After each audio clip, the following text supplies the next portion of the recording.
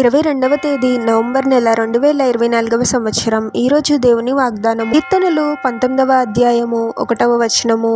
ఆకాశములు దేవుని మహిమను వివరించుచున్నవి, అంతరిక్షము ఆయన చేతి పనిని ప్రచురపరచుచున్నది. సహోదరి సహోదరులారా, మనం చూస్తున్న ఈ ఆకాశం, భూమి ప్రభువు సృజించినవి.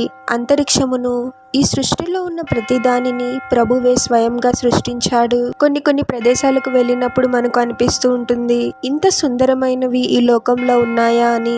వాటిని చూసినప్పుడు మనకు తెలియకుండానే మన హృదయంలో గొప్ప సంతోషం కలుగుతుంది. ఈ సృష్టి అంతయు ప్రభు యొక్క మహిమను కనపరుస్తుంది. ప్రభు ఏది చేసినా ఎంతో సుందరంగా గొప్పగా చేస్తాడు. ప్రభువునకు అసాధ్యమైనది ఏదీ లేదు, సమస్తము సాధ్యమే. అంతరిక్షమును, ఈ సృష్టిని ఎంతో సుందరంగా ప్రభువు సృష్టించాడు. ప్రభువు ఎంతో ఇష్టంగా తన రూపంలో మానవుని సృష్టించాడు. మనం ప్రభువునకు ఎంతో ముఖ్యమైన వారము అనే విషయాన్ని మనం గ్రహించాలి. మనకు కలిగే శ్రమలు, ఇబ్బందుల వలన ప్రభు పట్ల అసంతృప్తిగా ఉండకూడదు. కానీ ప్రభు యొక్క గొప్పతనాన్ని గుర్తించి ప్రతి పరిస్థితిలోనూ ప్రభువుని స్తుతించగలగాలి. ఆకాశమును, భూమిని ఇంత సుందరంగా సృష్టించిన ప్రభువు పాడైపోయిన మన జీవితాలను సుందరంగా మార్చలేడా? తప్పకుండా మారుస్తాడు. మనం చేయవలసింది ఒక్కటే, ప్రభువునకు లోబడి ప్రభుపై విశ్వాసాన్ని కలిగి ఉండాలి. నమ్మకమైన జీవితాన్ని జీవించాలి. ప్రభు మన నమ్మకత్వాన్ని తప్పకుండా గుర్తించి దీనస్థితిలో ఉన్న మన జీవితాలను ఎంతో సుందరంగా మారుస్తాడు. ప్రార్థన.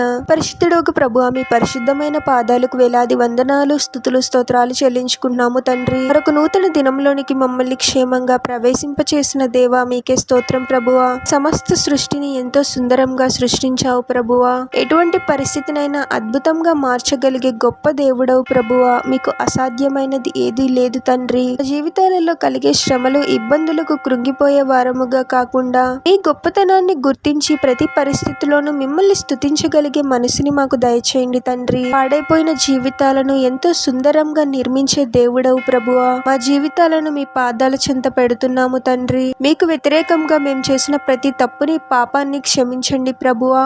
మీరే మా జీవితాలను సుందరంగా నిర్మించండి ప్రభువా. అంగళార్పుని నాట్యముగా మార్చగలిగే గొప్ప దేవుడవు తండ్రి.